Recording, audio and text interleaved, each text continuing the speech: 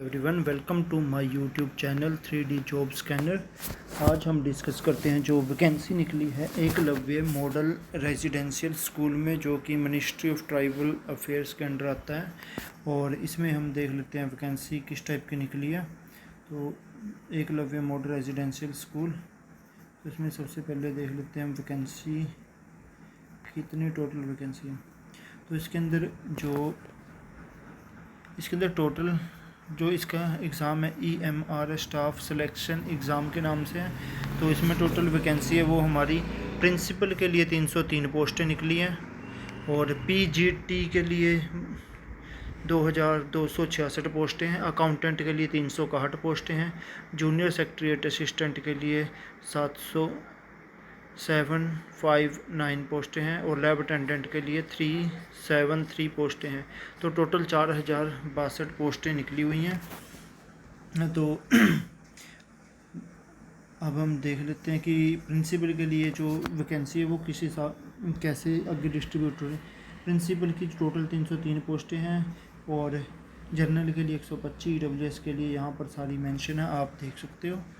और ऐसे ही post graduate teachers PGT group B के अंदर आता है, और प्रिंसिपल की जो पोस्ट है वो ग्रुप A में आ रही है। और PGT किस में होनी चाहिए? English, Hindi, math, chemistry, physics, biology, history, geography, commerce, economic, computer science. अगर इनमें आपकी डिग्री है, आपने PGT पोस्ट के लिए आप अप्लाई कर सकते हो। और तो इसकी क्वालिफ़िकेशन हम आगे देखेंगे। आगे इनका फर्दर डिस्ट्रीब्यूशन है कि टोटल पोस्टिंग कितनी है, और EWS, SC, OBC अलग अलग कैटेगरी में कैसे हैं। उसके बाद है जो पर्सन विद डिसेबल कौन कौन सी कैटेगरी है वो यहाँ पर मेंशन है।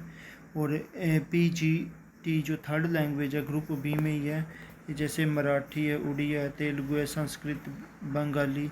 तो ये आगे उनको छोड़ के ये भी अलग से पोस्टें हैं। तो इनमें भी आप जिसकी एलिजिबिलिटी बनती है तो यहाँ से देख लेना डिस्ट्रीब्यूशन, और अप्लाई कर सकते हो आप। उसके बाद है नॉन टीचिंग पोस्ट, तो उसमें है जूनियर सेक्रेटरीट असिस्टेंट, टोटल 759 पोस्टें हैं। आगे इनके डिस्ट्रीब्यूशन दे रखे हैं। अनरिजर्व्ड में 311 पोस्टें, EWS में 75 हैं, OBC में 204 पोस्टें हैं, SC में 113 हैं, ST में 56 हैं, और एक्स सर्विस मैन के लिए भी 75 पोस्टें हैं। अकाउंटेंट की दे रखी हैं ऐसे इन्होंने, और लैब अटेंडेंट की 373 पोस्टें हैं, और अकाउंटेंट की 361 पोस्टें हैं। तो ये है इनका। और अब हम स्टार्टिंग से देख लेते हैं। अगर आप मेरे चैनल पे फर्स्ट टाइम विज़िट कर रहे हो तो प्लीज़ चैनल को सब्सक्राइब करना और बेल आइकन को दबा देना, ताकि आने वाली नोटिफिकेशन आपको मिलती रहे। ये क्या है? ये जो एक सोसाइटी है जो national education society for tribal students है, इसमें क्या है मेनली कि ये ऑटोनोमस ऑर्गेनाइजेशन है। ये मेनली 6 to 12 क्लास के लिए डील करता है, और SC स्टूडेंट के लिए ही करता है मेनली। और इसमें क्या है कि जो ऑनलाइन जो आपने ऑनलाइन एप्लीकेशन फॉर्म अप्लाई करने हैं वो कब से हैं? वो आपके हैं मतलब अब से स्टार्ट हो गए हैं, और 31 जुलाई तक रहेंगे। मतलब 28 जून 2023 से स्टार्ट होके 31 जुलाई 2023 तक रहेंगे। फ़ी पे करनी है आपने ऑनलाइन मोड में। जो प्रिंसिपल के लिए फ़ीस है वो 2000 रुपये है, PGT के लिए 1500 रुपये, और नॉन टीचिंग स्टाफ के लिए 1000 है। जो एडमिट कार्ड है वो भी NESTS की साइट पे जाके डेट ऑफ एग्ज़ाम और ड्यूरेशन कितनी देर का होएगा आपका एग्ज़ाम 180 मिनट का होएगा। जो टीचिंग पोस्ट है उनके लिए 180 मिनट का पेपर होएगा, और यानी कि 3 घंटे। और जो आपका नॉन टीचिंग पोस्ट है उसके लिए आपका 2.5 घंटे आपका एग्ज़ाम होएगा। जो सेंटर ऑफ एग्ज़ामिनेशन आपके एडमिट कार्ड पे मेंशन होएगा। क्वेश्चन पेपर वो भी आपको निस्ट की वेबसाइट पे पता लग जाएगा, और जो फाइनल रिज़ल्ट है वो भी निस्ट की वेबसाइट पे होगा, और शेड्यूल फॉर इंटरव्यू पोस्ट के लिए वो भी निस्ट की वेबसाइट पे आएगा। यहाँ पर ये ऑनलाइन ही आपने अप्लाई करना है। और जो SC कैंडिडेट है, ST कैंडिडेट और पर्सन विद डिसेबल है, उनको फ़ीस पे करने की कोई ज़रूरत नहीं है। अगर कोई एक से ज़्यादा फॉर्म फिल करना चाहता है तो वो कर सकता है, तो बट उसके लिए उसको अलग से फ़ी पे करनी पड़ेगी,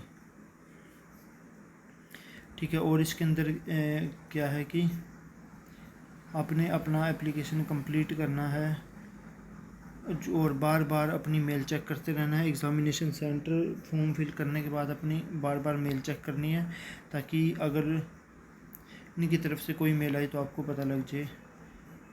और ये पोस्टें हमने देख ली हैं, अच्छी पोस्टें हैं। और इनके आगे सिलेबस देख लेते हैं कहाँ पर है, कौन कौन अप्लाई कर सकता है और क्या इनका प्रोसेस रहेगा। जो कट ऑफ डेट है वो 31 जुलाई 2023 रहेगी। क्वालिफ़िकेशन आगे देखेंगे हम इनके क्या क्या है। और आपका जो टेस्ट होएगा वो OMR बेस्ड होएगा। प्रिंसिपल के लिए आपका जो प्रिंसिपल के लिए इंटरव्यू भी होना है, तो इंटरव्यू में जो टेस्ट में और इंटरव्यू में परफॉर्मेंस रहेगी उसके बेस पे आपकी फ़ाइनल मेरिट लिस्ट बनेगी। तो जो इंटरव्यू और 1:3 में बुलाए जाएंगे।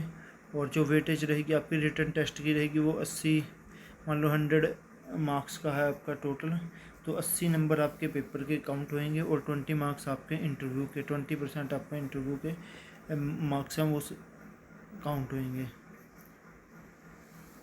ठीक है। और हर एक पोस्ट के लिए 10% कैंडिडेट को वेटिंग लिस्ट रखा जाएगा, मेंटेन की जाएगी 1 साल के लिए। नॉन टीचिंग स्टाफ की जो फाइनल मार्क्स हैं रिटन टेस्ट और स्किल में, उनके बेस पे आपकी मेरिट बनेगी। और आगे हम देख लेते हैं इसके अंदर जो प्रिंसिपल की पोस्ट है वो लेवल 12 की है।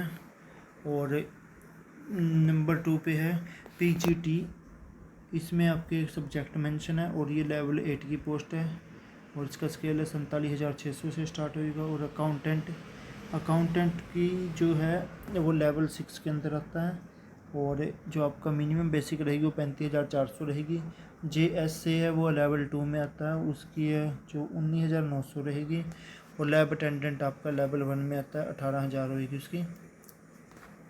मोड ऑफ एग्ज़ामिनेशन आपका OMR बेस होएगा, पेन और OMR मिलेगी आपको, पेंसिल से इसको फिल करना होगा। और जो आपका क्वेश्चन पेपर वो इंग्लिश और हिंदी दोनों लैंग्वेज में आएगा। और जो PGT है वो 3rd लैंग्वेज में भी आएगा। वो सारा कुछ आपको बता रखे हैं। एग्ज़ाम का पैटर्न क्या रहेगा प्रिंसिपल के लिए और किस टाइप का आपको एग्ज़ाम रहेगा वो सारा यहाँ पर मेंशन है। प्रिंसिपल के लिए 130 मार्क्स का रहेगा और लैंग्वेज कॉम्पिटेंसी 20 मार्क्स की रहेगी। पर्सनैलिटी और इंटरव्यू आपका 40 नंबर का रहेगा। तो पार्ट 1 में प्रिंसिपल के सिलेबस में देख लेते हैं। रीजनिंग एंड न्यूमेरिक एबिलिटी आएगी 10 मार्क्स की। जनरल अवेयरनेस आएगा 20 मार्क्स का। लैंग्वेज कॉम्पिटेंसी टेस्ट इंग्लिश और हिंदी दोनों की 20 क्वेश्चन आएंगे, 20 मार्क्स के होंगे। और पार्ट 4 में एकेडमिक एंड रेजिडेंशियल, ये 50 मार्क्स का रहेगा। और टोटल आपके 50 क्वेश्चन आने 50 मार्क्स के। एडमिनिस्ट्रेशन एंड फाइनेंस है वो 50 मार्क्स का रहेगा और 50 मार्क्स आने आपके। टोटल 3 घंटे का एग्ज़ाम होना है। ठीक है। और PGT के लिए क्या रहेगा आपका एग्ज़ाम है वो 130 मार्क्स का रहेगा। और लैंग्वेज कॉम्पिटेंसी टेस्ट है वो 20 मार्क्स का रहेगा। इसमें पार्ट 1 में जनरल अवेयरनेस आएगी, 10 क्वेश्चन आएंगे, 10 मार्क्स के रहेंगे। पार्ट 2 में रीजनिंग एबिलिटी आएगी, 20 मार्क्स के रहेंगे और 20 क्वेश्चन आएंगे। और पार्ट 3 में रहेगा नॉलेज ऑफ ICT, 10 मार्क के रहेंगे और 10 क्वेश्चन आएंगे आपके। और टीचिंग एप्टीट्यूड आएगा आपका 10 मार्क्स का और 10 क्वेश्चन आएंगे 10 मार्क्स के। डोमेन नॉलेज है वो आपकी यहाँ पर बता रखी है लेवल पार्ट 5 में। जैसे सब्जेक्ट स्पेसिफिक सिलेबस ऑन, ये आपको निस्ट की वेबसाइट पे मिल जाएगा। 70 नंबर का वो आएगा।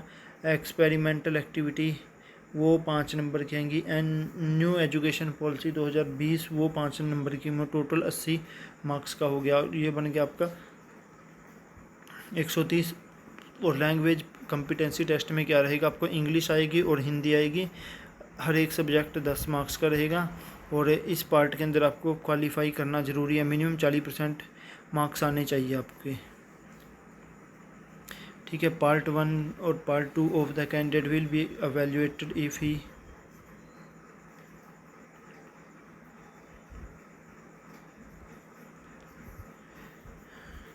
जो पार्ट 1 से लेके पार्ट 5 तक उस बंदे का ही पेपर चेक नहीं करेंगे जिसके पार्ट 6 के अंदर अगर वो मिनिमम क्वालिफाई मार्क्स नहीं लेके आ रहा।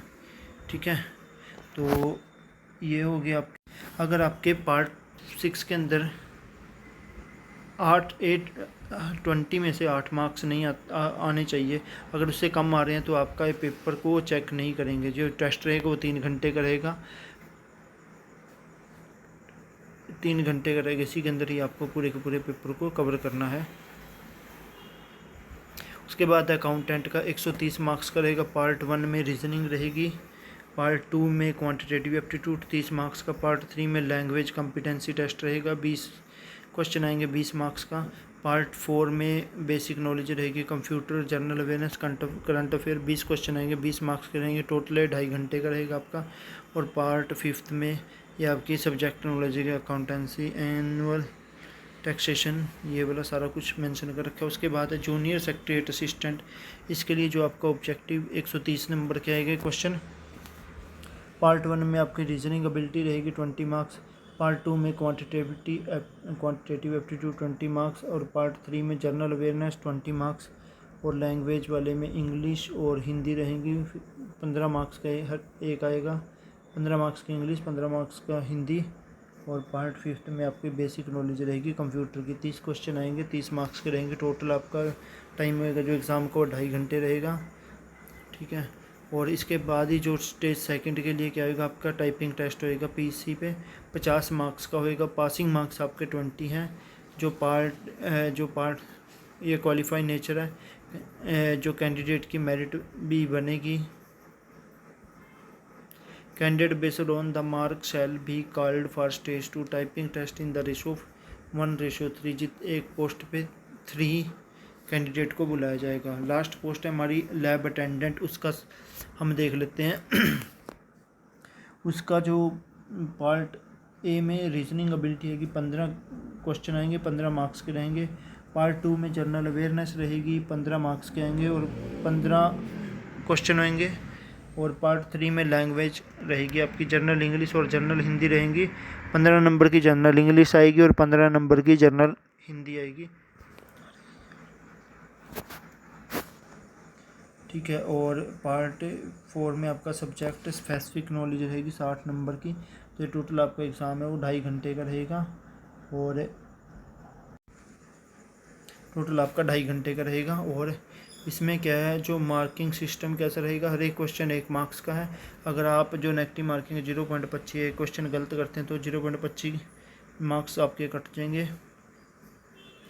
और एक ही ऑप्शन भरना होगा एमआर शीट में कैंडिडेट ने। और जो आपका डिस्प्ले स्कैन इमेज, ये आपकी जो वेबसाइट दे रखी है इन्होंने ctet.nic.in। जब आपका एग्ज़ाम हो लेगा, एग्ज़ाम के बाद आप हैं कि जो DMC है वो OMR आंसर सीट है वो इस वाली साइट पे अपलोड कर दी जाएगी। जो भी कैंडिडेट अपना देखना चाहता है वो यहाँ से डाउनलोड कर सकता है। और अगर कोई चैलेंज करना चाहता है तो उसको 1000 रुपये पे करने पड़ेंगे, जो नॉन रिफंडेबल होएंगे पर क्वेश्चन के हिसाब से, ठीक है। तो आप उसको चैलेंज भी कर सकते हो। जो सिलेबस है वो आपको emrs.tribal.gov.in की साइट पे जाके मिल जाएगा, वहाँ से आप देख सकते हो सिलेबस। उसके बाद जनरल इंफॉर्मेशन ही है यहाँ पर, ये सारी की सारी। अगर आपको एडमिट कार्ड है वो इस NESTS की वेबसाइट पे आएगा, और किसी को भी पोस्ट के थ्रू नहीं भेजा जाएगा। तो ये, और जो फाइनल जो क्वेरीज अगर आपकी, तो emrs.recruitment2023@gmail.पे कर सकते हैं आप। और अब हम देख लेते हैं कि जो एलिजिबिलिटी क्या रहेगी। जैसे प्रिंसिपल है उसके लिए एलिजिबिलिटी क्या है, तो आपकी एज 50 साल तक हो सकती है। एज रिलैक्सेशन SC ST और OBC कैंडिडेट को मिलेगा अप टू। और अगर EMRS का एम्प्लॉइज़ है तो उसको 55 है। और क्वालिफ़िकेशन क्या है, मास्टर डिग्री होनी चाहिए और साथ में उसने BEd करी होनी चाहिए। एक्सपीरियंस उसको 12 साल का कंबाइंड एक्सपीरियंस होना चाहिए as vice principal TGT with 4 year as PGT and above. जो डिज़ायरेबल है कि वो फुली रेजिडेंशियल स्कूल में एक्सपीरियंस होना चाहिए, उसको इंग्लिश और हिंदी और रीजनल लैंग्वेज आनी चाहिए, वर्किंग नॉलेज ऑफ कंप्यूटर होनी चाहिए। PGT के लिए क्या है, जो आपकी एज है वो 40 साल हो सकती है मैक्सिमम। और इसके लिए क्वालिफ़िकेशन क्या है, पोस्ट ग्रेजुएट डिग्री होनी चाहिए आपकी, ठीक है। कौन से सब्जेक्ट में, PGT के हिंदी के लिए हिंदी, इंग्लिश के लिए इंग्लिश, फिजिक्स PGT फिजिक्स के लिए फिजिक्स। मास्टर डिग्री होनी चाहिए, मास्टर डिग्री इन सब्जेक्ट्स।